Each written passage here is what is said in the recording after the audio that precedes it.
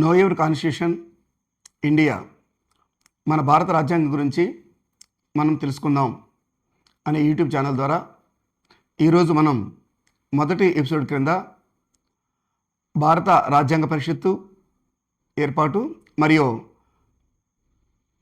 అది తాత్కాలిక పార్లమెంటుగా ఏ విధంగా పనిచేసింది అనే శీర్షికన ఈ మొదటి ఎపిసోడ్లో తెలుసుకుందాం.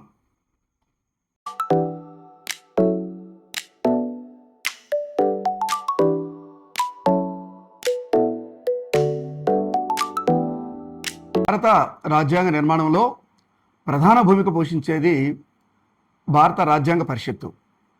ఈ రాజ్యాంగ పరిషత్తు ఏర్పడే నాటికి మనము బ్రిటిష్ యొక్క పరిపాలనలో ఉన్నాం. అంటే దగ్గర 9 నెలలుగా ముందే మన యొక్క రాజ్యాంగ నిర్మాణం అనేది ప్రారంభమైంది. అది డిసెంబరు 9, 1946 అప్పటి క్యాబినెట్ మిషన్ ప్లాన్ ప్రకారంగా మనము మన రాజ్యాంగం రచించుకునే దానికి బ్రిటిషర్స్ అనుమతి ఇవ్వటము, దానికి క్యాబినెట్ మిషన్లో ఒక 3 క్యాబినెట్ మంత్రోత్రయాన్ని పంపటం, వాళ్ళ ఆ 1946 మార్చిలో దేశాన్ని పర్యటించి మన భారత రాజ్యాంగం రచించుకునే దానికి అవకాశం కలిగింది.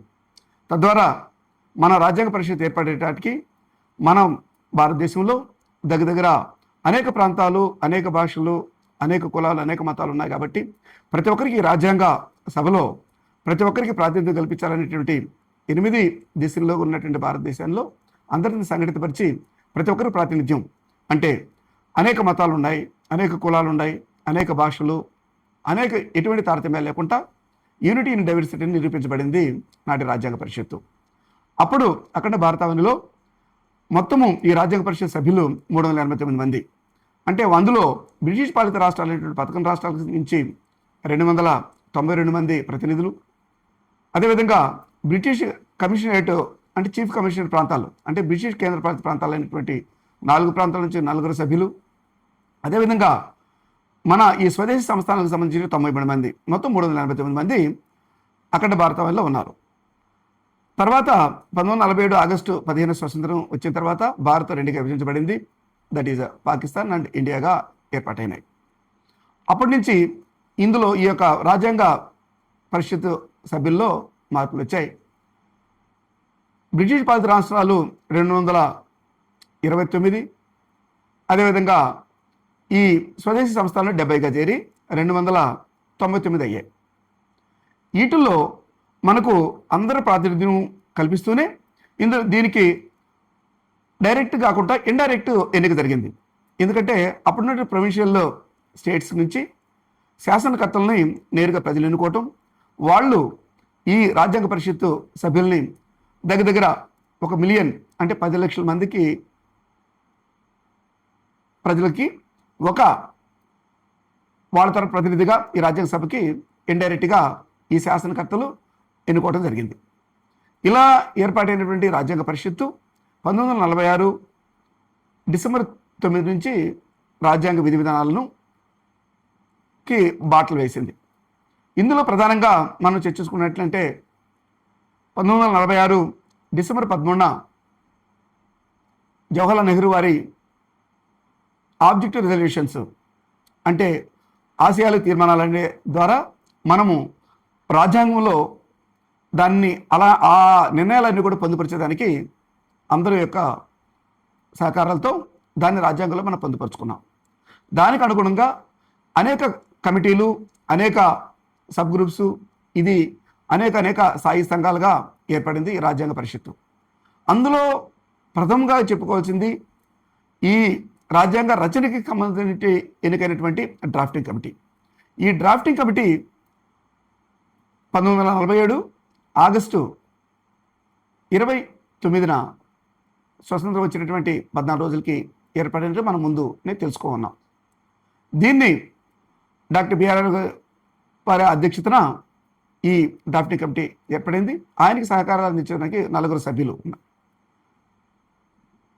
ఇందులో ఈ 6 మంది సభ్యులు ఈ రాజ్యాంగ రచనలో బాబాసాహెబ్ అంబేద్కర్కి తోడ్పాటు అందించారు. అందులో Gopalakrishna Ayyangar, Alladi Krishnaswami Ayyar, KM Munshi, Mohammed Syed Saadulla, DP Khaitan, BL Mittal.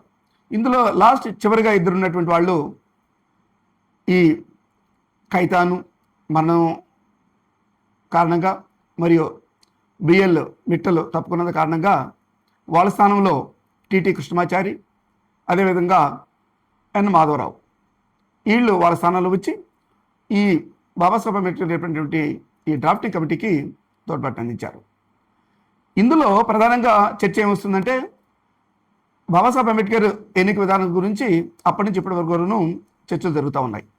అంటే ఆయన అప్పుడున్న పరిస్థితుల్లో ఆయనే డ్రాఫ్టింగ్ కమిటీ చైర్మన్గా ఎందుకు ఎంచుకోవాల్సి వచ్చింది అంటే అప్పుడున్నటువంటి కాలమాన పరిస్థితులు బట్టి అప్పుడు ఈ అక్కడ భారతావనికి రాజ్యాంగ రచన అనేది ఎంతో ప్రాముఖ్యత కలిగినటువంటిది. ఆ రాజ్యాంగం పైనే రాబోయే తరాలు యొక్క పరిపాలన విధానాలు కానీ చట్టాలని ఏర్పాటు చేయటం కానీ వాటిని అమలు జరపడం కానీ ప్రజలకు కావాల్సినటువంటి అనేక అవకాశాలు కల్పించాలి. కాబట్టి అప్పుడు ఈ రాజ్యాంగ పరిషత్తులో డ్రాఫ్టింగ్ కమిటీకి ఎంతో ప్రాధాన్యత ఉంది. కానీ అలాంటి పరిస్థితుల్లో బాబాసాహెబ్ అంబేద్కర్ని ఎందుకు డ్రాఫ్టింగ్ కమిటీ చైర్మన్గా ఎన్నుకున్నారు అంటే ఈ డ్రాఫ్టింగ్ కమిటీ చైర్మన్ ఎన్నుకోవాలంటే మనం ఇందాక అనుకున్నట్టుగా మనకున్నటువంటి ఈ రాజ్యాంగ పరిషత్ సభ్యుల్లో ఖచ్చితంగా ఒకళ్ళు అక్కడ అందులో మెంబర్ అయి ఉండాలి మాత్రమే రచనకి కానీ ఇంకా ఏ కమిటీలకి అధ్యక్షులు కానీ సబ్ కమిటీలకి స్థాయి సంఘాలకి వాళ్ళ ప్రాతినిధ్యం వహించాలంటే ఆ యొక్క రాజ్యాంగ పరిషత్తులో ఎన్నిక కాపాడాలి.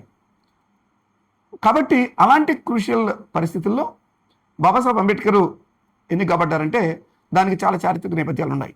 ఎందుకంటే అప్పటికే ఆయన కొలంబియా యూనివర్సిటీ పిహెచ్డీలు పొందటం, ఈ రాజ్యాంగంలోనూ అదేవిధంగా ఆర్థిక విధానంలోనూ సామాజిక విధానంలో అన్వేషణ చేయగా ప్రపంచంగా కీర్తింపబడే సమయంలో నెహ్రూ వారికి ఈయన యొక్క విధి విధానాలు ఎంతో ఆకట్టుకోవటం, తద్వారా ఖచ్చితంగాను ఆయన్ని అనేక కోణాల్లోనూ అప్పుడున్నటువంటి ఈ అనేక అసమానతలను క్రోడీకరించి నాయకత్వంలో లక్షణాలు ఎక్కువగా ఉన్నటువంటి వ్యక్తి, ఎంతో జ్యూరిస్ట్ అయినటువంటి మేధావి అయినటువంటి బాబాసాహెబ్ అంబేద్కర్ని డ్రాఫ్టింగ్ కమిటీ చైర్మన్గా ఎంచుకున్నారు.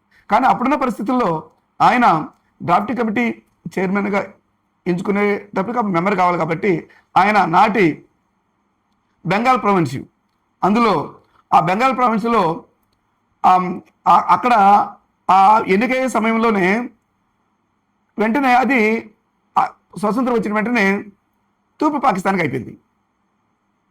ఆ తూర్పు పాకిస్తాన్కు ఉన్నటువంటి జసోర్ అండ్ కుల్నా ప్రాంతం అంటే బెంగాల్ యొక్క ప్రావిన్స్లో జసూర్ కుల్నా ఆ ఏరియా నుంచి బాబాసాహెబ్ అంబేద్కర్ వారు రాజ్యాంగ పరిషత్ సభ్యుడిగా ఎన్నిక కాబడ్డారు.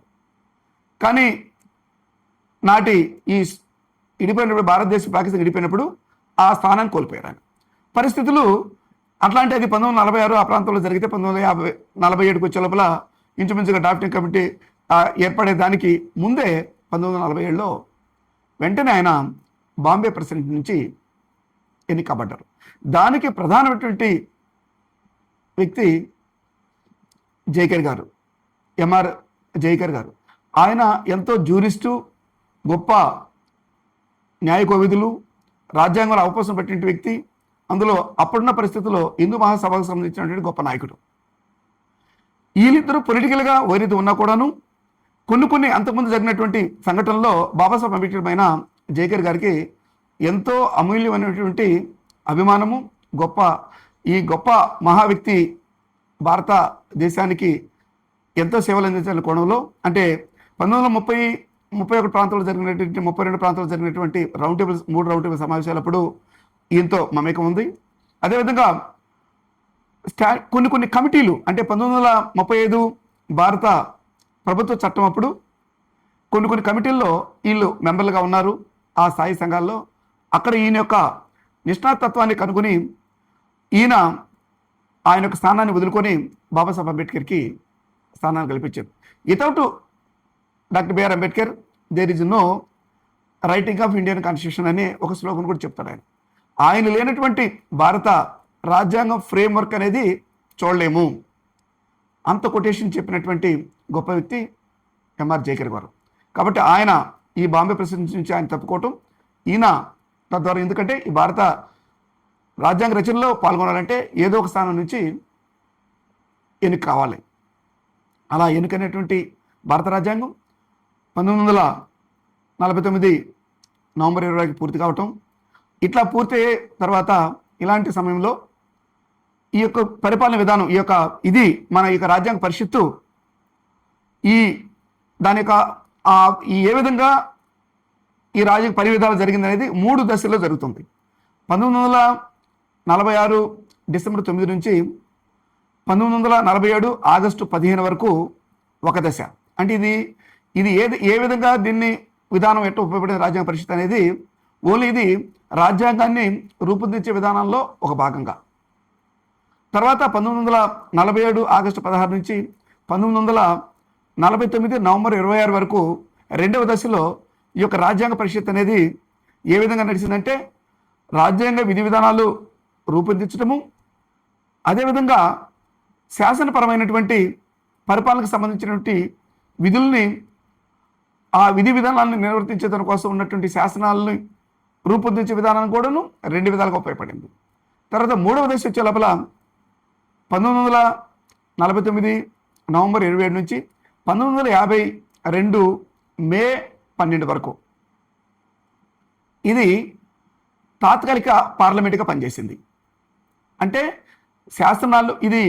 శాసనాలను మాత్రమే క్రోడీకరించుకుంటూ వాటిని అమలు జరుపుకుంటూ అదేవిధంగా తాత్కాలిక పార్లమెంటుగా ఉపయోగపడింది.